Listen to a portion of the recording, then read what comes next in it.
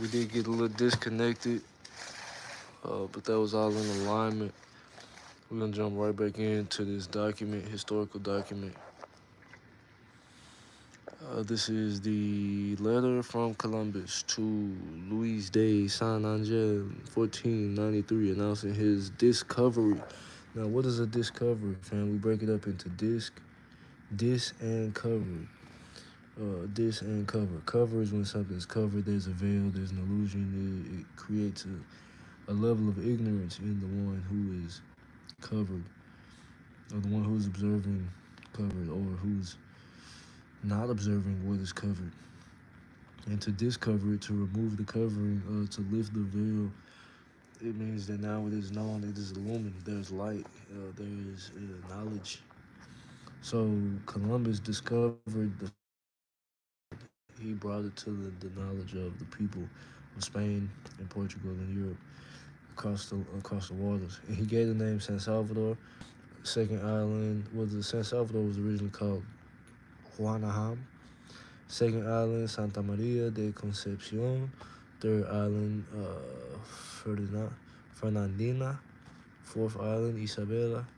Fifth island, Juana. Juana has a lot of stuff going on in it. What's interesting, I want to draw your attention to that family. He says when he comes to Juana, he followed the coast of the island to the west. And so this island was really a peninsula. Could Juana be Florida? Huh? And so he's following the island west, right?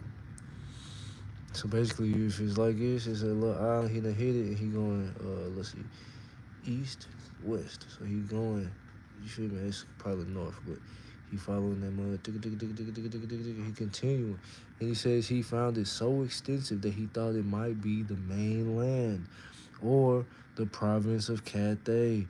Cathay. We also got Kitay, Khitan, China, the mainland, China. They say he thought he was in India, Bharat, or Hindustan, and really, Hindustan, India. This is India Superior, or Far Asia, the far east,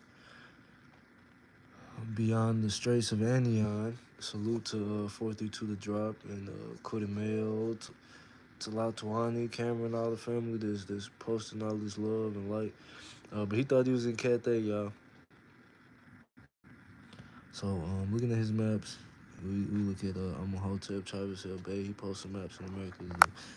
The true old world, not the new world, or the new old world. It's the true old world. So he thought he was in Cathay. He really kept going and going, couldn't find nobody. So this cleansed document says has been translated from the Portuguese, even though he came from Spain.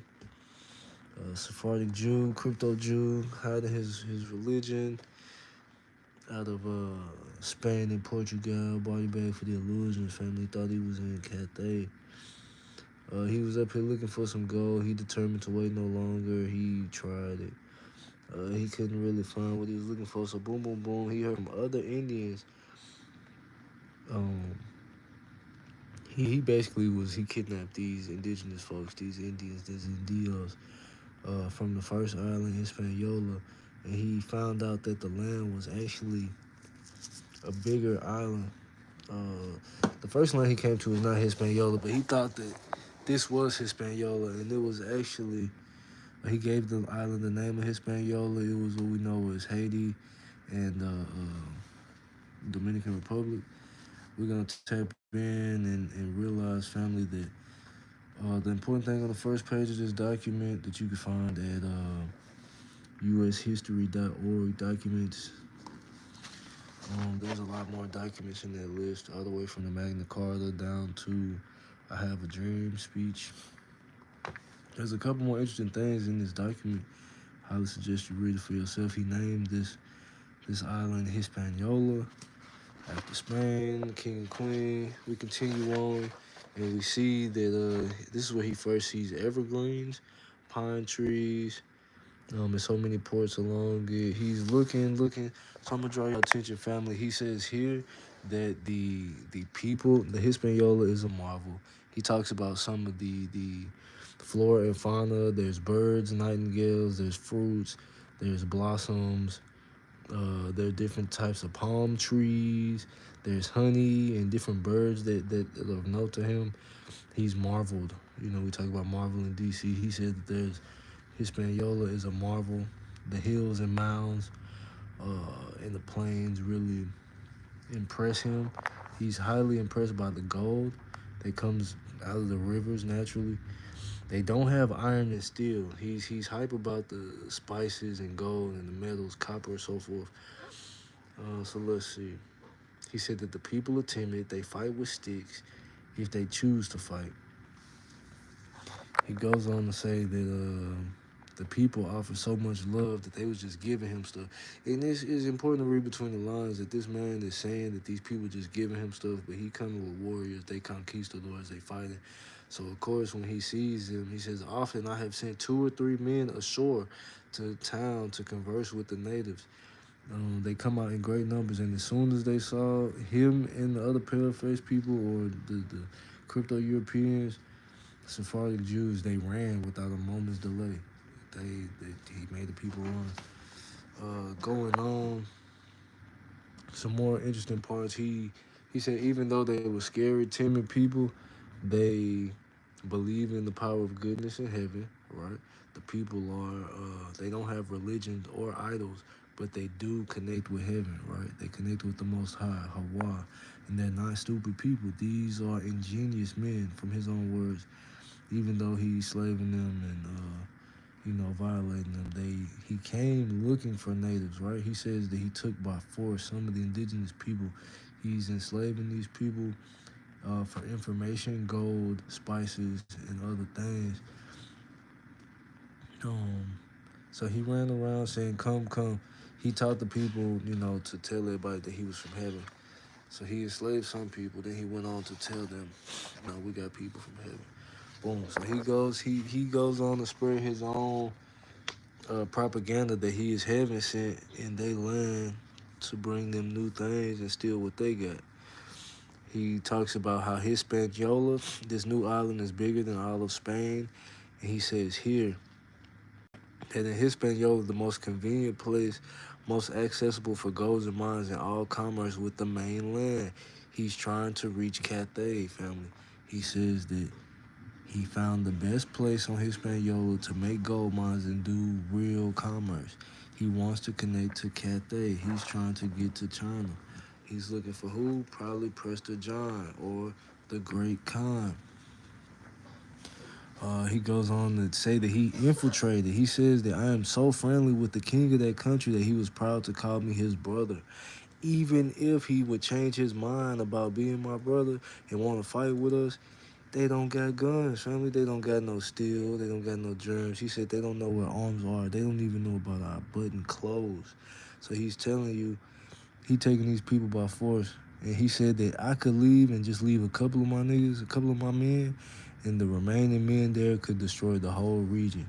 And all these islands. Now, this is important. We're talking about the culture of the indigenous people on the mainland, on the islands. These Taino, Arawak, Olmec, Atlantean descendants. In all these islands, the men seem to be satisfied with one wife. So they are originally a monogamous people. He goes on to say that except the chief may have 20 or so.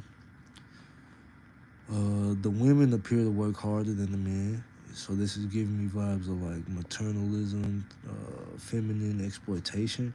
He says that they have nothing of their own and they share what they have. He goes on to say he's found no monsters, no unicorns, no dragons, none of those fountain of youth, mythical things.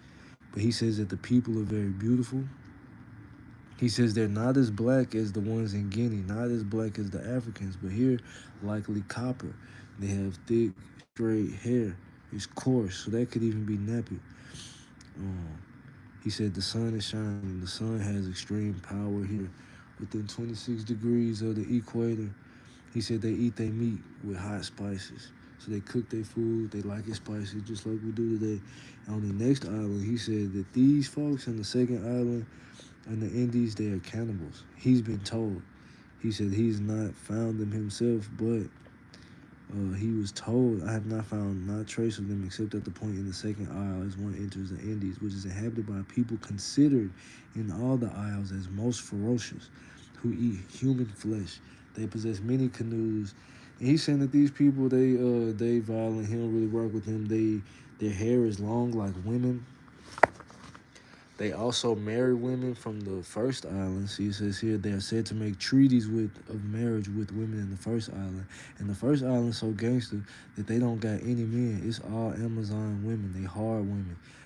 These women have no feminine occupation, but they use bow and arrows, like the warriors of before, and they arm themselves with plates of copper. Family, they have these women warriors is wearing copper. So Columbus is saying in his letter back to the king and queen of Spain in Hispaniola, this is Haiti. These are Taino. These are Arawak, Cherokee, indigenous folks. The women had their own island and they was fighters. And the men in the second island married women from the first island to make treaties. And so he's saying, look, now they have endless amounts of gold. They can give them as much gold as they desire with little. So he's saying, if y'all help me out, I can conquer this island. This should be ours. We should not let this go. I can give y'all as much gold as you want. All I need from y'all, king and queen, is spices, cotton, mastic, linalool, aloe, and enslaved people. He wants more hands on deck to run his colon. Cristobal Colon wants to continue to colonize.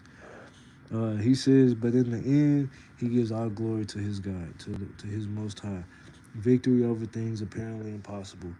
He said everybody thought this was but a tale, but an idle tale. Incredulous it ends. But not only would this be great for Spain, but also all the other pale Christian nations or swarthy ones. So he goes on to say this was written on the Caribbean Canary Isles in the 15th. He adds on some more gematria at the end in his addendum with some Masonic things here. He says, in all the Indies, I have found the temperature like that of May, the May sun. He says, I went in 33 days and have returned in 28. That's 14 times 2. That's a fortnight. 28 is a zero cipher, except for the gales. The winds have detained me 14 days. That's another fortnight. Knocking about in the sea. Here, all the seamen that has never been so rough a winter. So this is the worst winter ever. Many vessels lost on the 14th day of March. And we know the 14th days of March from Julius Caesar is the Ides of March, or the 5th of March. However, but this fortnight in March, 314, is Pi. He's telling us his Pythagorean alliances through the addendum. This was originally written in what family? Probably Portuguese, translated to Spanish, maybe even Latin. But when we're looking at the folks he's calling, this is 1493, just a few months after the Moriscos are expelled out of Spain. We're going to come back at y'all with more live documents, family, again. Read through the lines, know who he's talking about, know what we're learning. I've read this document. When did I originally print this? September 20th, 2015 in Maine. I've come a long way, still learning. I've read this and it didn't mean anything to me, Cathay. Now I would have more context. I'm knowing what's going on, and I'm sure in the future as I return to this and even get into the Portuguese, we'll discover more things. Again, drop comments, questions, type in family. Get to the source for the waters of Anion with 432 to drop. Could have mail. Hit us on all the sites, and we still learning. I'm learning from them. Gratitude. Right, spit. Shit.